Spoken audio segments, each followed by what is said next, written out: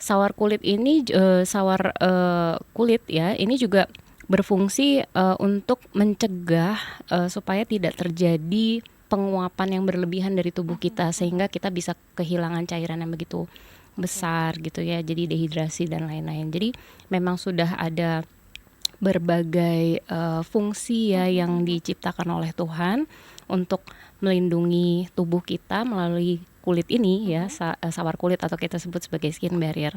Nah, skin barrier ini juga komponen-komponennya terdiri atas lapisan luarnya itu sel-sel kulit ya, sel-sel kita sebutnya stratum corneum ya. Kemudian ada yang alami ya, selain sel-sel kulit tadi atau keratinosit itu ada lapisan proteinnya, ada lapisan lemaknya gitu. Jadi memang sudah didesain sedemikian rupa oleh Tuhan kita untuk bisa melindungi tubuh kita dari serangan bahaya lingkungan dan lain-lain gitu. Itu yang kita sebut sebagai skin barrier ya, secara keseluruhan. Baik, dan ini jelas ada kaitannya dengan kesehatan Oh kulit ya, ya. gitu. Jadi kesehatan kulit itu juga sangat erat kaitannya dengan kesehatan tubuh kita ya. Kalau ada gangguan barrier kulit tadi, tentunya bisa mengancam nih ya. Jadi kayak misalkan ada kerusakan barrier kulit yang parah, kemudian bisa memungkinkan untuk ada bakteri yang masuk. Ada infeksinya juga bisa menjalar dengan mungkin pengaruh kekebalan tubuh. Jadi orang tersebut bisa infeksi ya, mengalami infeksi, demam dan lain-lain. Itu kan mekanisme tubuhnya yang lain. Atau juga misalkan yang simpel ya, dari kulit wajah misalnya akne. Nah, seperti itu kan juga ada gangguan ya, gangguan barrier kulit gitu. Jadi bisa juga gangguan barrier kulit ringan itu menyebabkan keluhan gatalnya dari yang mulai ringan sampai yang berat, ada garukan, tampilan yang tidak sehat, dan tentunya juga mengganggu secara estetika ya. Ya. Baik. Nah, itu sebagai awalan ya Sobat Solopos ya. Nah, ini nih jenis kulit. Kadang-kadang tuh kita menebak-nebak sendiri Ya. dan mungkin juga melihat dari misalkan pakai produk oh ternyata nih kering di kita atau berminyak atau kombinasi sensitif. Cara mengetahui jenis kulit kita tuh gimana sih, Dok? Oke, jadi sebenarnya cukup simpel ya kalau kita mengenal kulit kita sehari-hari. Misalkan kok rasanya seperti ketarik ya, rasanya seperti kalau habis cuci muka tuh seperti ketarik. Kemudian kok ada kayak sisik-sisik ya yang halus seperti itu, atau misalkan kurang minum air putih, kena panas sinar matahari terus gitu. Nah, itu bisa jadi kulitnya memang jenisnya kering, kemudian dengan proses-proses yang panas tadi atau kelembapan yang kurang, hidrasi yang kurang, itu bisa semakin kering gitu. Kemudian ada juga yang kok semakin siang kulitku semakin mengkilap ya, semakin berminyak gitu. Terus ada kertas minyak ya, kalau pakai kertas minyak kok menyerap sekali ya, itu kita biasanya kulitnya lebih ke arah berminyak. Dan biasanya kulit yang berminyak juga memiliki pori-pori yang besar ya. Jadi kalau kita lihat ngaca kok kayak banyak pori-porinya kebuka gitu ya, ya itu biasanya kulit yang berminyak juga memiliki pori-pori besar. Kemudian juga ada namanya kombinasi, pipinya kering nih, area sekitar pipi kering, tapi T-zone-nya area dahi sampai sekitaran hidung gitu ya, itu terasa berminyak gitu ya. Nah, itu jenis kulit kombinasi. Jadi memang kalau kulit kombinasi itu paling banyak ya. Jadi peralihan juga sih, bisa normal to dry, bisa normal to oily gitu ya. Kemudian ada lagi jenis kulit yang sensitif, misalnya kena sinar matahari merah gitu ya. Kemudian gampang terjadi gatal, misal kena debu sedikit gatal-gatal merah gitu ya, panas rasanya gitu, atau habis cuci muka kok panas gitu. Jadi itu bisa jadi kulitnya juga sensitif gitu. Nah, kalau kulit sensitif itu berarti mulai ada suatu gangguan barrier juga tuh gitu di situ. Oke, baik. Dan sekarang juga sudah akhirnya mungkin jadi tahu gitu ya Sobat Solopos ya, termasuk kulit kering berminyak kombinasi ataupun sensitif ya. Nah, tema kita hari ini nggak cuma skin barrier aja karena seputar perawatan kulit harian. Nah, ini tuh yang penting gitu karena mungkin kalau sekarang ya Dok ya, itu kan dengan banyaknya produk-produk ya yang menjanjikan sesuatu yang mungkin langsung instan ya, dengan hasil yang mungkin tuh beda-beda di setiap orang. Akhirnya Betul. mungkin jadi kayak nggak dirawat secara hariannya, tapi dengan produk tertentu yang akhirnya kita merasa nanti ini akan jadi seperti model iklannya. Wah, Ya, gimana ekspektasinya gitu ekspektasinya ya. seperti itu gimana? Baik, sebenarnya memang perawatan harian kulit itu sangat diperlukan ya, sesimpel mungkin, sesimpel cuci wajah seperti itu, mandi, itu kan salah satu, perawatan kulit harian Iya. ya, yang perlu kita lakukan gitu ya. Jadi, sebenarnya memilih produk-produk harian kulit itu bisa disesuaikan tadi, balik lagi dengan yang tadi sudah disebutkan Iya. sebelumnya ya, jenis-jenis kulitnya. Misalnya kulit berminyak ya, itu tentunya bisa menggunakan sabun-sabun yang dia ada busanya ya, kita bilang SLS gitu, itu sebenarnya cukup aman, nggak apa-apa gitu. Tapi kalau kulitnya kering ya sebaiknya pakai yang gentle foam gitu ya, pakai yang ramah barrier kulit gitu, untuk yang sensitif juga gitu. Bukan hanya kulit wajah, kulit tubuh Badannya juga, kulit ya. badan juga gitu. Jadi itu bisa disesuaikan sebenarnya dengan tipe-tipe kulit kita gitu.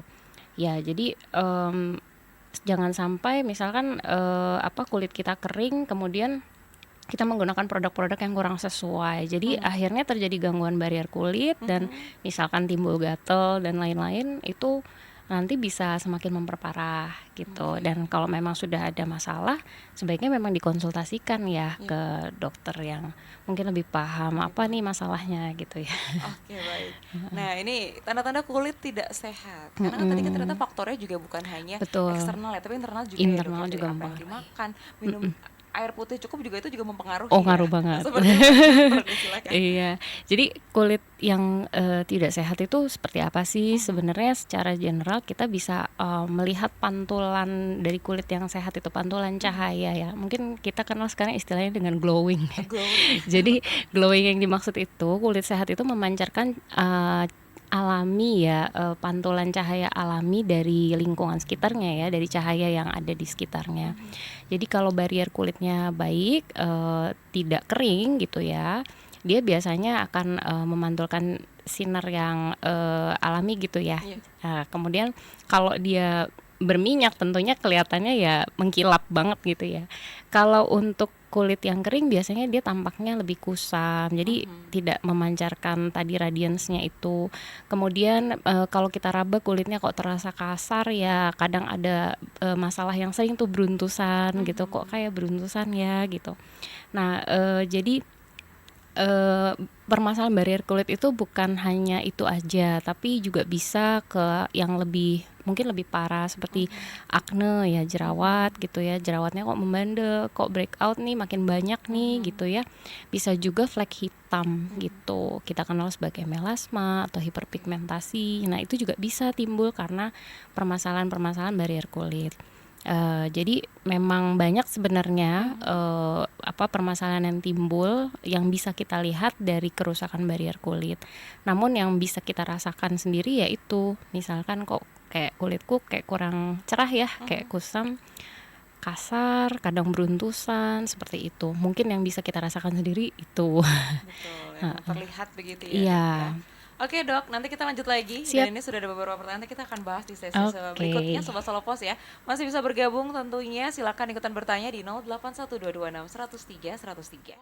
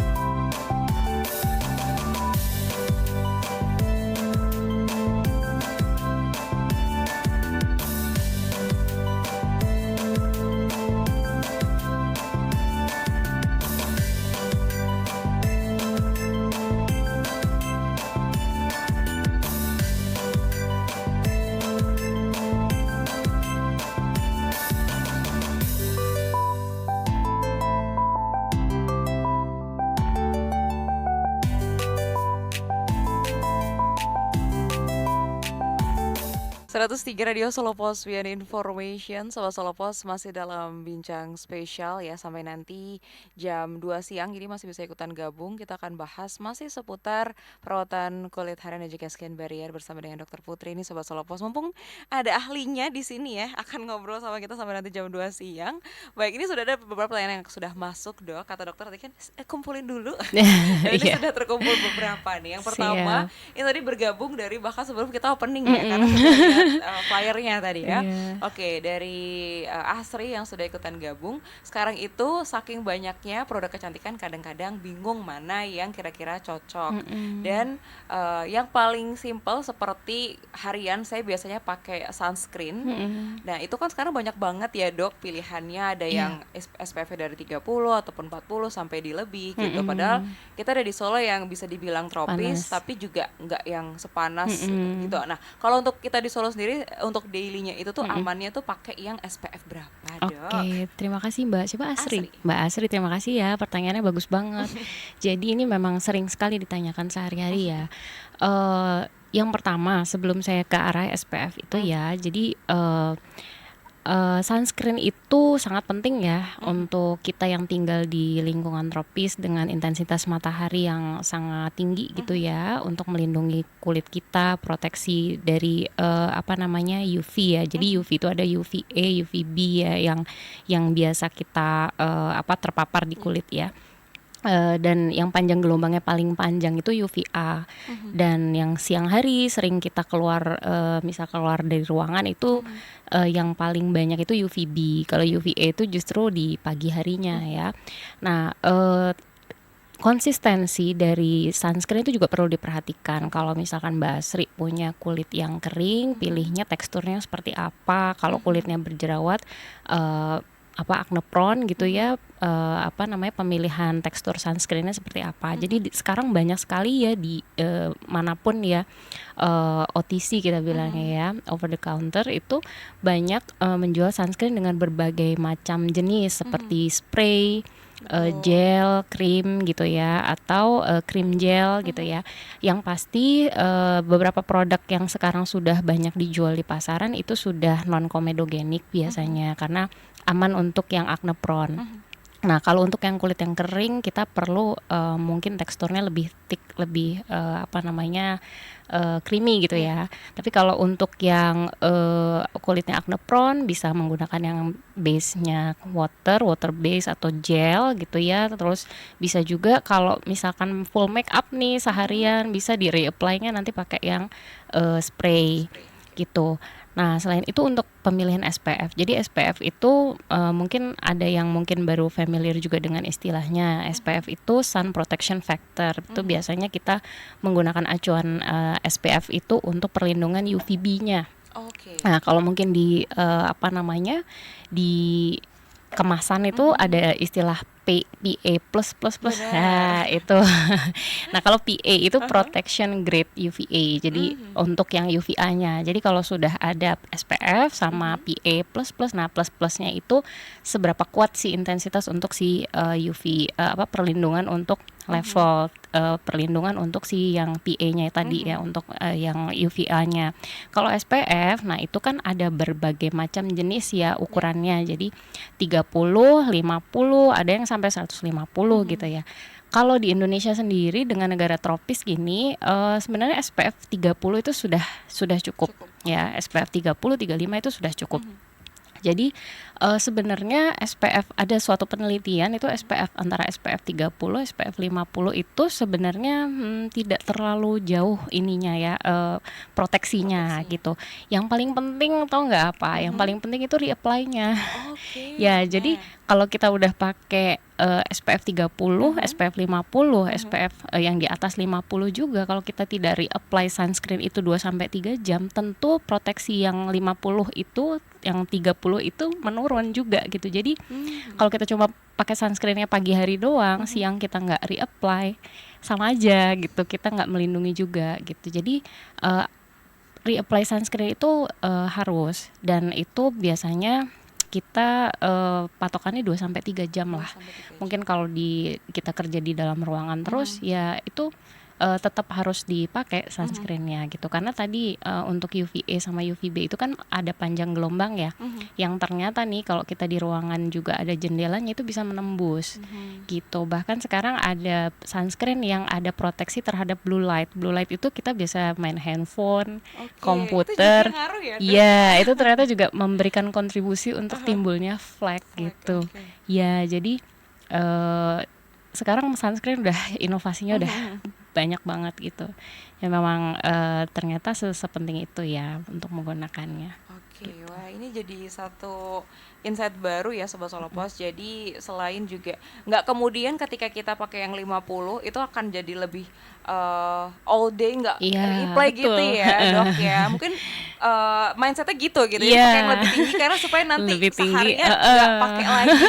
betul. Nah kalau yang misalkan aktif berenang itu sunscreennya beda sendiri. Jadi yang Oke. water resistant ya. Jadi kayak atlet-atlet renang itu mungkin atlet surfing itu biasanya menggunakan yang water resistant. Jadi SPF-nya memang lebih tinggi, tapi biasanya nanti dia setelah selesai dari itu aktivitasnya itu biasanya di reapply lagi. Apalagi kalau apa namanya rasnya Caucasian gitu ya, yang kulit putih ya, itu kan sunburn-nya kan Betul. ini banget ya, resikonya kan tinggi ya gitu. Jadi SPF-nya lebih tinggi ya, tergantung intensitas harian aktivitasnya juga ya. Oke, baik. Jadi kalau misalkan lagi WFH gitu tetap harus pakai sunscreen ya, bukan Iya. hanya ketika keluar rumah aja ya. Tadi itu ada efek blue light juga. Blue light juga. Oke, terima kasih ya Pak Asri sudah ikutan gabung. Kemudian juga ini nih di 2677. Oh, tidak menyebutkan nama ternyata. Dok, apakah betul serajin apapun kita pakai skincare itu tetap lebih mempengaruh atau ada efeknya ketika kita juga diselingi dengan treatment? Ya. Memang jadi gini, jadi ada usia kulit manusia ya, itu usianya kisarannya regenerasinya sekitar 14 sampai 28 hari. Nah, fun fact-nya adalah semakin kita tambah usia, itu yang 14 sampai 28 hari itu memanjang. Jadi regenerasi kulitnya melambat gitu ya. Nah, jadi ketika kita treatment itu kan ada proses eksfoliasi ya, kemudian ada memberikan nutrisi seperti ada dengan masker, vitamin, serum dan lain-lain. Itu kan memberikan hidrasi dan nutrisi juga untuk kulit gitu. Nah, ketika kita menggunakan perawatan harian seperti sunscreen, mungkin moisturizer, cuci wajah teratur dan lain-lain, dengan basic skincare seperti itu saja sebenarnya perawatan kulit itu sebenarnya sudah cukup. Tapi kan tadi banyak polusi dari sekitaran kita, kemudian aktivitas yang intensitasnya tinggi, sinar UV yang tinggi dan lain-lain itu juga bisa berpotensi menimbulkan istilahnya tampilan kulit yang kurang baik ya, barrier kulitnya terganggu, sehingga kan butuh relaksasi juga kulitnya, butuh pembersihan juga, sel-sel kulit matinya perlu diangkat juga. Nah, jadi dengan melambatnya regenerasi sel kulit saat kita sudah mulai menambah nih usianya, nah itu tentunya membutuhkan treatment ya, treatmentnya ya mungkin disempatkan gitu, harus ada me time-nya juga gitu. Jadi di sela-sela kesibukan biasanya sih ya sebulan sekali paling ya kayak gitu. Oke, ini bisa diimbangi gitu ya supaya lebih terawat lagi ya. Oke, kemudian ada Mas Aan di Tawangmangu. Oh, makanya di Tawangmangu nih. Pertanyaannya sesuai soalnya. Kalau sering mandi menggunakan air hangat, apakah menyebabkan kulit menjadi kering atau bersisik, Dok? Iya, Mas Andi. Mas Aan, iya. Oh, Aan. Ya, Mas Aan, benar Mas Aan. Jadi itu memang salah satu faktor yang bisa menyebabkan kulit kita kering ya, terutama kalau kita menggunakan air dengan suhunya yang lumayan tinggi. Jadi kalau kalau kita mungkin pernah tahu mandiin bayi itu kan hangat kuku ya, sesuai sama suhu tubuh gitu ya. Tapi jangan sampai ini banget, jangan sampai panas banget. Nah, mungkin yang idealnya segitu aja. Tapi kalau di atas itu suhunya itu bisa ya tadi merusak komponen protein juga yang ada di kulit ya. Jadi nanti bisa kering kulitnya gitu, dan kalau kering mudah teriritasi, jadinya gampang gatel gitu ya, busik kayak ada bersisik-sisik gitu. Oke, jadi ini pengaruh juga ternyata kita baru tahu ya nih Sobat Solopos ya. Kalau mandi pakai air hangat itu berpengaruh ke tadi ya, apakah gampang kering ataupun tadi ya bersisik tadi Sobat Solopos. Oke. Nah, ini kalau kita ngomongin seputar perawatan harian kan ada istilah double cleansing nih ya. Iya, Ini banyak banget yang mungkin kayak kalau udah capek sampai rumah tuh udah aduh skip padahal tuh ngaruh banget ya dok. Nanti kalau pakai tiba-tiba muncul jerawat langsung kaget ya. Seperti apa sih dok nih double cleansing?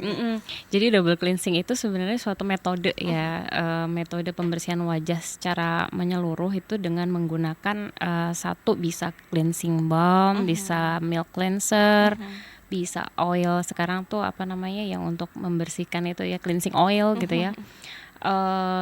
Dan ketika sudah dibersihkan dengan step yang pertama tadi, disempurnakan lagi, dibersihkan residunya dengan facial wash gitu ya. Nah sebenarnya ada beberapa dermatologis juga yang tidak selalu menyarankan ini gitu. Jadi dengan kondisi-kondisi tertentu saja dibutuhkannya gitu. Nah, tapi memang untuk aktivitas fisik yang tinggi dengan paparan polusi yang cukup banyak gitu ya di luar lingkungan sana, atau mungkin sehari-harinya menggunakan make up yang cukup berat gitu seperti foundation, cushion dan lain-lain, itu membutuhkan double cleansing ya supaya tidak sel-sel kulit mati ditambah dengan residu-residu make up atau polusi-polusi tadi menutup pori-pori jadi breakout tadi ya Mbak. Nah jadi kalau kita melakukan double cleansing itu sebaiknya memang diperhatikan juga produk-produk pemilihan produknya disesuaikan dengan kulit, kemudian dengan pembersihan sabunnya dipilihnya yang gentle juga. Nah, terus tidak boleh terlalu menggosok ya. Jadi harus dipijat lembut seperti itu. Kemudian untuk sabun-sabunnya juga kalau bisa dipilih yang gentle aja. Itu sebenarnya sabun yang kedua itu fungsinya untuk membersihkan residunya, residu-residu dari yang pertama tadi. Nah, kalau kulitnya berminyak dan acne prone itu juga bisa sih menggunakan metode double cleansing, tapi tidak disarankan untuk menggosok terlalu kuat atau menggosok-gosok di area-area karena bisa meradang juga gitu. Nah, kalau untuk yang sehari-hari nggak pakai make up, mungkin cuma sunscreen aja sebenarnya untuk facial wash aja udah oke sebenarnya gitu ya. Jadi kondisi-kondisi tertentu memang membutuhkan double cleansing. Nah, dan kadang-kadang kita udah capek, make up masih ada maksudnya terus sampai pagi masih ada tidur. bekasnya. Nah ya, itu dia. Bedak minimal tuh harus dibersihin juga residunya. Oke, jadi ini jadi suatu hal yang basic yang bisa kita lakukan daily ya Sobat Solopos. Ini jadi cara tersederhana gitu untuk melakukan perawatan kulit harian di rumah ya. Oke dok, sudah ada yang gabung kembali ya. Ini ada Ibu Anita. Dokter, saya seorang ibu dengan 2 anak yang setiap harinya tuh sehari-hari antar anak setiap hari jadi terkena paparan matahari. Tadi ngomongin seputar sunscreen dan juga SPF ya dok, yang saya alami selama ini adalah tangan saya tuh jadi gampang banget belang. Apakah juga perlu dikasih sunscreen untuk melindungi atau seperti apa? Karena kalau sudah belang itu balik lagi ke kulit biasanya itu jadi lama banget. Betul. Ya, jadi memang pengaruh sinar UVB terutama ya di siang hari itu juga ada tanning ya. Jadi ada efek gosong gitu ya. Nah, biasanya kita menggunakan produk-produk lotion, body lotion itu sekarang sudah banyak yang ada SPF-nya juga. Jadi disarankan untuk yang mengandung SPF gitu, atau misalkan menggunakan motor gitu ya, pakai sarung tangan yang melindungi punggung tangannya gitu ya. Kemudian juga pakai helm yang full face gitu kan, terus bisa pakai masker, ya itu proteksi tambahannya ya, tapi sunscreen tetap dipakai.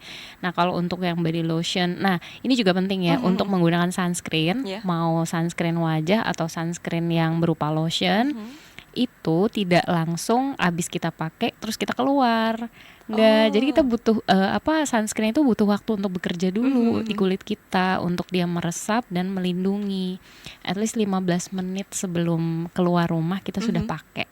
Nah, itu juga. Jadi kalau ibu misalnya keburu-buru pakai sunscreen langsung keluar, nah itu perlindungannya baru sekian persen gitu. Jadi disarankan menggunakan dulu nih sampai sampai meresap, ada waktu 15 menit baru kita boleh beraktivitas seperti itu. Oke, jadi begitu ya Bu Anita ya. Tapi ini kayaknya juga menjadi masalah sejuta umat ya Iya. Dok ya. Apalagi yang naik motor yang satset gitu Mm-mm. pasti juga ada pengaruhnya ya. Ada belang di tangan ya. Betul. Oke, satu pertanyaan lagi sebelum nanti kita Siap. jeda kembali dokter. Ini ada Sobat Solopos dari 627. Dok, padahal saya tuh punya wajah yang tidak acne prone, jadi tidak mudah berjerawat. Tetapi jerawat itu lebih banyak di area punggung dan juga di lengan. Nah, apakah itu berbeda Dok antara kulit punggung dengan kulit wajah? Oke, untuk area punggung dan lengan itu memang kan dia tekstur struktur kulit dan teksturnya kan juga berbeda ya sama yang di wajah ya. Kalau wajah itu kan lebih tipis, kemudian lebih halus. Kalau yang di punggung itu kan lebih tebal ya, ketebalan kulitnya juga berbeda. Nah, kalau yang di punggung sama di area lengan itu banyak faktornya karena di situ juga ada kelenjar keringat dan lain-lain ya. Nah, itu juga mempengaruhi ya. Kalau misalkan aktivitas kita tinggi, gampang berkeringat, kemudian juga menggunakan misal produk-produk kulit yang tidak sesuai seperti sabun mandinya tidak sesuai seperti itu. Nah, itu bisa menyebabkan tadi barier kulit di area-area itu terganggu juga. Atau mungkin sudah ada bawaan kulitnya barier kulitnya kurang baik gitu. Jadi barier kulit ada suatu kondisi ya, kita sebut namanya atopik ya. Itu memang memiliki orang-orang dengan individu dengan atopik itu memiliki barier kulit bawaan yang memang sudah lemah. Jadi dari lahir memang sudah seperti itu. Nah, sehingga dia mudah terjadi masalah-masalah di kulitnya, misalkan kayak tadi acne di punggung atau pernah dengar chicken skin kayak geradak-geradak. Nah, itu kayak gitu. Itu bisa saja terjadi. Nah, jadi memang banyak faktor. Ada juga faktor hormonal ya, faktor macam-macam. Jadi kalau memang sudah mengganggu, saya sarankan sih untuk berkonsultasi ya ke dokter kulit. Nanti bisa kita cari solusinya, bisa digunakan obat-obatan topikal mungkin yang bisa membantu untuk meredakan back acne-nya. Oke, siap. Ini ada feedback Dok. Saya sudah sempat periksa dan disarankannya lebih ke sering mengganti handuk dan juga pakaian dalam Dok. Iya, gitu. Ya itu mempengaruhi ya, itu berarti faktor eksternalnya ya, faktor luarnya. Oke, ini masih ada pertanyaan tapi nanti kita simpan dulu siap. Dok. Sobat Solopos masih bisa ikutan gabung tentunya ya, masih di Bincang Spesial bersama dengan Clinic Skin Center Estetik bersama dengan Dr. Putri seputar perawatan kulit harian dan juga permasalahan barier kulit. Tetap di 103 Radio Solopos.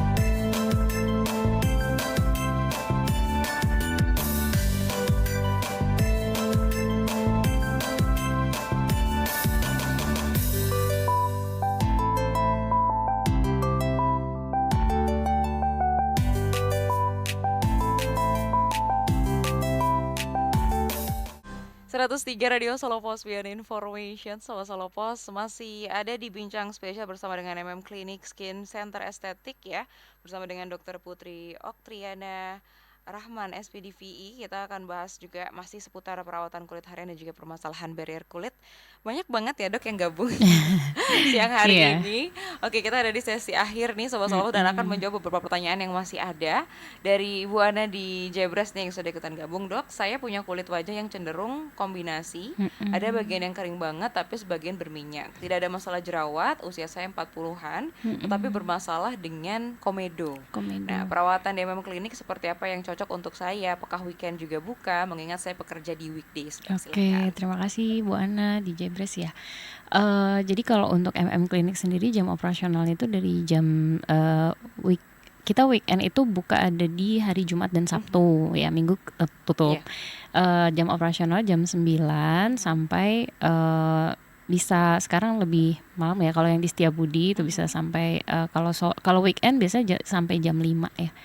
Jadi kalau mungkin di hari Jumat dan Sabtu masih bisa treatment dan mungkin bisa tanya-tanya nanti ke admin ya, bisa dilihat di Instagramnya. Kemudian kalau untuk perawatan kulit yang berkomedo, gini, jadi kan banyak yang kalau di klinik itu dilakukan facial ya, pencet-pencet, komedo dan lain-lain. Sebenarnya untuk membersihkan komedo itu ada beberapa cara sebenarnya ya. Nah, yang paling tepat untuk membersihkan komedo atau membutuhkan eksfoliasi itu chemical peeling yang chemical peeling office kita bilangnya ya. Jadi dilakukan di klinik. Apa sih chemical peeling? Chemical peeling itu adalah peeling itu mengelupas. Jadi mengelupaskan kulit, sel-sel kulit yang mati dan membersihkan sisa-sisa kotoran yang ada di menempel di kulit wajah dengan menggunakan suatu cairan ya. Cairannya bisa macam-macam ya jenis produk peelingnya. Nah, itu dilakukan secara terkontrol oleh dokter. Nah, biasanya nanti disesuaikan tuh cairan peelingnya dengan kondisi kulitnya Bu Ana gitu ya.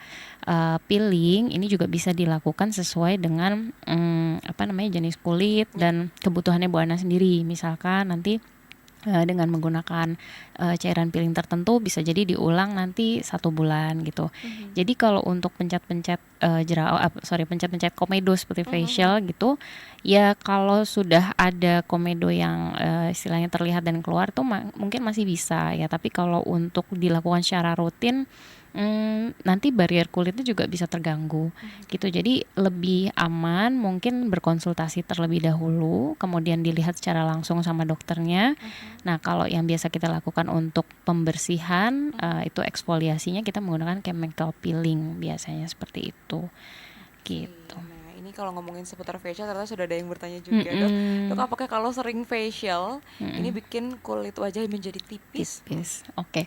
Kalau dibilang kulit wajah semakin tipis tidak ya, karena kan tadi kulit itu ada umurnya, ada usianya. Jadi tetap nanti kulit kita akan beregenerasi terus 14 sampai 28 hari dan sesuai tadi kita bertambah usia memanjang, bisa jadi 30 hari, bisa jadi 32 hari gitu ya.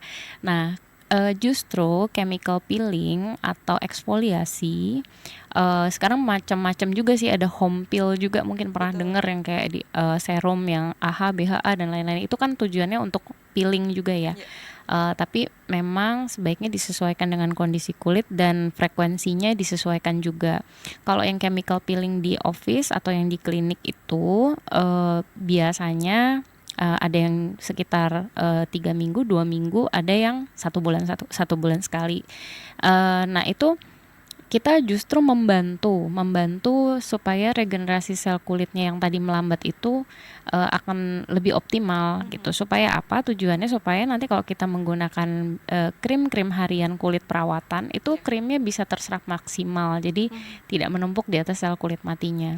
Jadi kalau dibilang perawatan yang seperti peeling tadi menipiskan kulit, tentu tidak. Nah, tapi kalau facial yang ditusuk-tusuk dan dipencet-pencet itu mungkin ada beberapa efek yang seperti hiperpigmentasi ya, setelah dipencet kok jadi kehitaman. Nah, seperti itu mungkin ada beberapa yang mengalami seperti itu, tapi tidak selalu gitu. Dan bisa juga kok begitu dipencet tambah banyak, pori-porinya juga tambah besar, nah gitu. Jadi memang kombinasi treatment itu bisa dilakukan saat kita berada di klinik, nanti disesuaikan dengan kebutuhan dan kondisi kulitnya. Jadi nggak selalu harus dipencet-pencet, tapi kalau untuk treatment itu menipiskan kayaknya enggak ya. Enggak. Deminya sendiri dengan kondisi tangan yang nggak bersih lagi ya, waduh itu jadi banyak faktornya. Jangan pencet-pencet sendiri pokoknya. Oke, kemudian ada Mira dari Sumber. Kalau habis menggunakan skincare pagi hari, itu apakah diperbolehkan menggunakan make up, Dok? Oke, tentu boleh. Kalau misalkan kita memang harus bekerja dengan menggunakan make up, justru kita harus mempersiapkan kulit kita sebaik mungkin. Seperti satu, misalkan Mbak suka pakai serum, misalnya seperti itu, boleh pakai serum yang disesuaikan dengan kondisi kulit. Misalkan kering, bisa pakai hyaluronic acid, bisa pakai vitamin C gitu. Kalau acne prone, mungkin bisa disesuaikan ya, hyaluronic acid masih bisa, niacinamide misalnya seperti itu. Kemudian bisa pakai moisturizer. Nah, moisturizer itu juga ada banyak jenisnya gitu. Kalau untuk kulit yang acne prone mungkin lebih ringan ya, tidak terlalu pekat. Kalau yang kulitnya kering mungkin butuh lebih intens gitu ya. Kemudian yang tadi penutupnya sunscreen. Nah, sunscreen. Habis sunscreen sudah meresap semuanya, baru deh kita pakai make upnya. Nah, itu biasanya lebih ngeset, lebih bagus gitu. Makanya kalau MUA mungkin biasanya di skin prep gitu ya, skin prep dulu baru kita pakai ini apa namanya make up. Nah, kalau nanti mau reapply, nah ini agak ribet sih memang ya kalau mau reapply. Kalau misalkan takut make upnya geser, misalnya urgent banget nih, nggak bisa sempat menghapus make up, ya disarankan dengan reapply dengan menggunakan yang sunscreen yang spray. Tapi kalau misalkan ada waktu untuk membersihkan, misalkan bekerja di sehari-hari di kantor tapi menggunakan make up, bisa tuh kita curi waktu sebentar buat membersihkan wajah, bisa dengan cleansing tadi, milk cleanser dan lain-lain. Kemudian kita cuci wajah dulu, baru pakai sunscreen gitu, supaya nggak terlalu menumpuk gitu ya, dan nanti terlalu berat gitu. Sunscreen gel itu juga bisa salah satu solusi ya untuk reapply sunscreen lebih mudah. Gitu. Oke, jadi boleh karena memang juga untuk lebih membuat makeup tuh jadi tahan lama dan lebih baik gitu ya. Oke, kemudian ada nih cowok, Dok.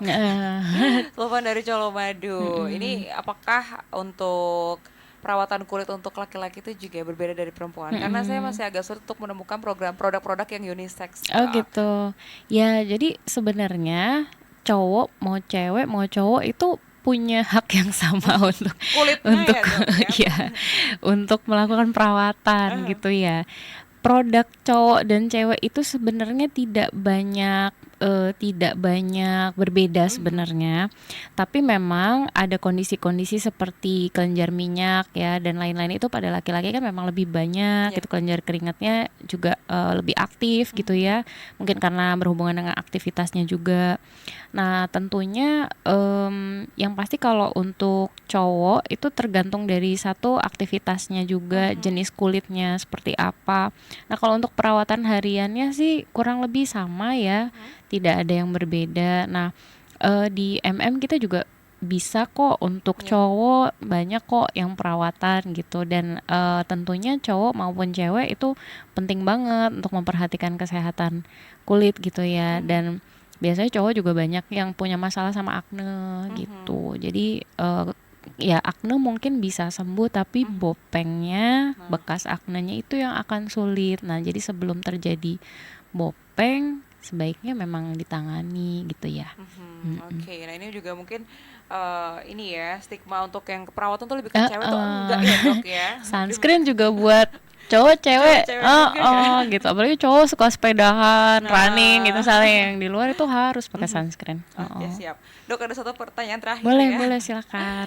Ini ada Rizky dari Boyolali. Pembersih muka yang di pasaran itu biasanya ada yang mengandung alkohol. Itu aman nggak sih, Dok, untuk kulit? Oke, nah untuk pembersih sendiri yang mengandung alkohol sebenarnya kan kalau dia sudah BPOM dan sudah dijual secara luas, itu berarti tingkat keamanannya ya memang sudah dijamin dijamin ya, tapi tinggal kita nih yang memilih apakah itu sesuai sama kulit kita atau tidak gitu. Biasanya dengan produk-produk yang mengandung alkohol, parfum itu tidak cocok dengan kulit-kulit yang sensitif, yang gampang kemerahan tadi, terasa panas dan lain-lain. Juga yang kulit kering, biasanya kalau kulit kering sama sensitif tuh hampir-hampir mirip tuh untuk pemilihan produknya yang harus ramah dengan barrier kulit ya. Pilih sabunnya juga kalau bisa non SLS gitu, yang busanya tidak terlalu banyak gitu, terus yang tidak mengandung parfum yang harum gitu ya. Terus kalau ada alkoholnya tuh biasanya terasa dingin, terus kayak nanti abis pakai tuh kayak agak kering gitu di kulit. Nah kalau untuk kulit kering nanti tambah kering. Nah tapi kalau untuk kulit yang normal to oily atau oily, saya rasa sih nggak ada masalah. Oke, siap. Terima kasih sudah ikutan gabung, bertanya sudah dijawab Iya. semuanya sama Dokter Putri ya. Oke Dok, nah ini sebagai closing kita siang hari ini ya. Ini kan memang banyak hal yang bisa kita lakukan untuk bagaimana merawat kulit daily-nya dulu deh gitu ya. Termasuk Betul. diantaranya adalah ada makanan atau minuman yang perlu dihindari, pengaruh pola makan nih seperti apa nih Dok? Oke. Makanan nih yang paling sering saya sama dokter-dokter kulit biasanya kalau teman-teman punya masalah akne itu makanan manis ya. Bukan hanya manis sih sebenarnya, yang memiliki indeks glikemik yang tinggi gitu. Bisa jadi yang karbohidrat berlebih dan lain-lain.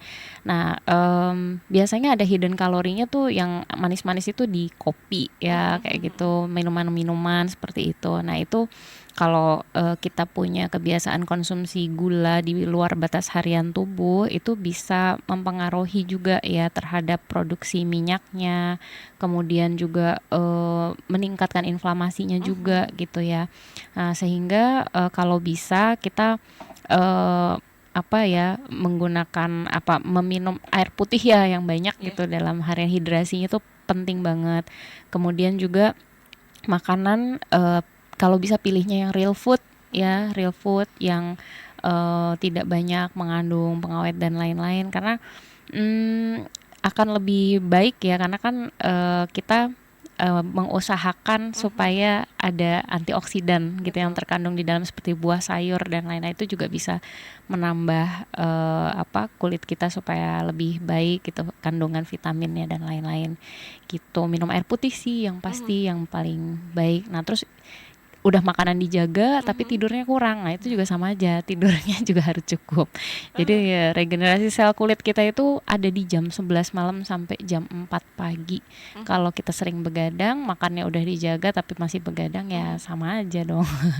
Gitu Ini ya. ada beberapa hal yang perlu konsisten ya Dok ya, perlu komitmen nih untuk menjaga bagaimana supaya kulit tetap terjaga ya Sobat Solompos. Terima kasih banyak Dokter Putri sudah Sama-sama sharing Mbak dan juga menjawab banyak Senja. pertanyaan. Terima Selamat kasih. melanjutkan aktivitas tentunya siang Terima hari ini. kasih. Selamat siang. Selamat siang. Baik Sobat Solopos, itu tadi obrolan seru kita dalam bincang spesial bersama dengan Clinic Skin Center Estetik bersama dengan Dr. Putri Oktriana Rahman, dokter spesialis dermatologi, venereologi dan juga estetika. Dan saya Senja Kurnia masih lanjut tentunya Sobat Solopos, nanti masih ada di Rehat Siang dan juga ada di bincang spesial kembali ya nanti dari jam 3 sampai dengan jam 4 sore.